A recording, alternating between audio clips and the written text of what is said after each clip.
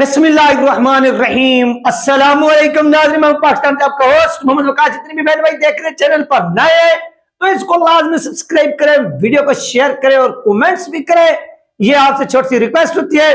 तो इस वक्त की नाज़रीन सबसे बड़ी खबर कि तहरीक लबैक पाकिस्तान की दो नशिस्तें तो आप समझ लें कि कंफर्म हो गई है। एक नशिस्त पीपी की यानी पंजाब असेंबली की और एक नशिस्त आपकी नेशनल असेंबली की। और ये नहीं है कि कोई एस्टैब्लिशमेंट ने इनको इशारा दिया कि जिस तरह नवाज शरीफ और मरियम नवाज और शहबाज और जरदारी वो भीख मांग रहे हैं कि हमें एस्टैब्लिशमेंट की वो जूते रगड़ करके हमें किसी तरह से इलेक्शन जितवाया जाए और प्लेइंग लेवल दी जाए, यानी उनको एक मैदान सेट करके दे दिया जाए और वहां पर एक स्टेज के ऊपर वर्ल्ड कप पड़े और ये आकर उसे उठाकर चूम ले। ये वो वाला सीन नहीं है, बल्कि ये वो वाला सीन है जिसमें अवाम जो है वो इन दो हलकों में पहले ही फैसला कर चुकी है। और ये दो तहरीक लबैक पाकिस्तान इलेक्शन से पहले ही सीटें आप समझ लें कि जीत चुकी है। और यहां पर तहरीक लबैक पाकिस्तान को हराना मुश्किल ही नहीं बल्कि ये नामुमकिन है। वो सीटें कौन कौन सी हैं और वो कौन कौन से कैंडिडेट हैं, ये भी आप तवज्जो के सुन ले कि पीपी 38 से यानी 38 से बैरिस्टर उस्मान खिजर मांगर साहब और एनए 27 से तहरीक लबैक पाकिस्तान के नए मरकजी अमीर सैयद जहीर हसन शाह साहब का जो पैनल है वो बन चुका है और ये मैदान में उतरेंगे अपने मुखालफिन को शिकस्त देने के लिए। यार मैंने आपको पहले भी कहा था कि बैरिस्टर उस्मान खिजर मांगर साहब का जो हल्का है और यहां पर बैरिस्टर साहब को हराना मुश्किल ही नहीं बल्कि नामुमकिन है। उसकी रीजन, उसकी वजह वो भी आप सब लोग वो सुन लें। उसकी वजह, उसकी रीजन यही है कि बैरिस्टर उस्मान खिजर मांगर साहब की जो फैमिली बैकग्राउंड है वो एक पॉलिटिकल रहा है। यहां से इनके खानदान के अंदर से आप समझे कि 2003 से लेकर 2013 तक इनके पास ये एमपीए की सीट रही है, यानी यहां पर इनको हराना मुश्किल ही नहीं बल्कि नामुमकिन है। और फिर ऊपर से सैयद जहीर हसन शाह साहब का यहां पर इलेक्शन लड़ना, आप समझ लें कि यहां पर फिर नून भी हार गई, पीटीआई भी हार गई और ये दो शख्सियात जो ये जीत चुकी हैं और ये दो सीटें तहरीक लबैक पाकिस्तान वक्त से पहले ही अपने नाम कर चुकी हैं। मैंने आपको कई बार समझाया कि बैरिस्टर उस्मान खिजर मांगर साहब ये नहीं है कि इलेक्शन के दौरान आए और कैंपेन की और हार जीत के बाद ये वापस चले गए, नहीं। इनका हल्के के अंदर हर वक्त काम हो रहा है, चाहे इनके पास सीट हो या ना हो, यानी ये हर वक्त अपने हल्के की आवाम के साथ टच रहते हैं। उनका दुख हो, उनका सुख हो, खुशी हो, गमी हो, और जो लीडर हमेशा आवाम के साथ टच रहा हो और टच हो, उस लीडर को आवाम हमेशा चूमती अपनी आंखों पर बिठाती है। तो हाफिजाबाद के अंदर पीपी 38 के अंदर बैरिस्टर उस्मान खिजर मांगर साहब ऐसा समझ लें कि वही कारनामा सरंजाम दे चुके हैं जो आवाम चाहती है कि उनकी फलाह के लिए काम किया जाए। और बैरिस्टर साहब ने ये काम किए हैं, पूरी दुनिया के सामने किए हैं। और ये नहीं है कि बैरिस्टर साहब का अपना जाती, एक होता है ना नजरियाती वोट, एक होता है शख्सी वोट। जब ये दोनों जमा हो, जब इनको आप गैदर करें, इकट्ठा करें, तो उस वक्त जो आपकी जीत है वो यकीनी होती है। फर्ज करें कि किसी भी हल्के के अंदर आप किसी आम आदमी को भी टिकट जारी करते हैं ना, वो उसको टिकट तो मिल गई, उसने इलेक्शन में स्टैंड भी ले लिया, ये तमाम चीजें हो गई। जब इलेक्शन डे आया, इलेक्शन का वक्त आया, पोलिंग का वक्त आया, पोलिंग स्टार्ट होना शुरू हो गई, याद रखिए जो आपका नजरियाती वर्कर होता है वो जाकर आपके नजरिए के मुताबिक अपने नजरिए से प्यार करने की वजह से वो उस इंतखाबी निशान पर मुहर लगाकर वापस लौट आता है। ठीक हो गया। और बाकी बचते ऊपर से शख्सियाती वोट, और शख्सियाती वोट की वजह से फिर वो हार जाते। लेकिन यहां पर ये दोनों चीजें गैदर हो चुकी हैं, इकट्ठी हो चुकी हैं।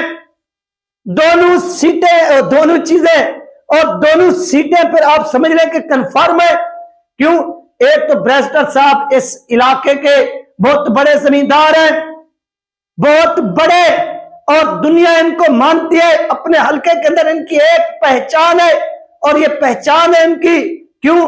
क्योंकि ये वहां पर जो गरीब लोग हैं और जितनी इनके पास जो वसाइल थे इन्होंने वहां पर खर्च किए।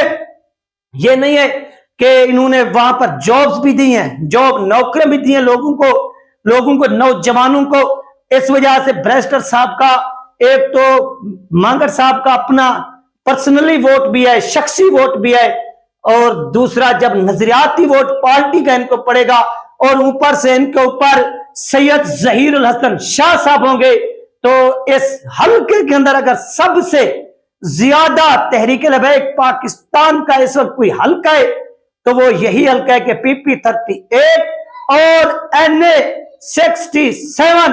ये दो हल्के जहां पर तहरीक लबैक पाकिस्तान की जो पोजीशन है वो मुखालफिन की नींदें हराम करा चुकी है। और इसी तरह से यार अगर दूसरे हल्कों में भी यही माहौल क्रिएट हो जाए और इसी तरह की सूरत हाल जो ना वो बन जाए कराची के अंदर भी और इसके साथ साथ लाहौर के अंदर भी, तो याद रखिए तहरीक लबैक पाकिस्तान इनकी नींदें हराम कर देगी। चाहे वो PP हो, चाहे वो नून हो, चाहे वो PTI हो, इस तरह के यार तगड़े उम्मीदवार जो है ना वो तहरीक लबैक पाकिस्तान मैदान में उतारे। और सैयद जहीर उल हसन शाह साहब के हवाले से क्या है कि मजलिस शूरा ने इस चीज की मंजूरी दी है कि सैयद जहीर उल हसन शाह साहब वहां पर इलेक्शन लड़ेंगे और ब्रेस्टर साहब उनके नीचे MP की नशिस्त पर इलेक्शन लड़ेंगे।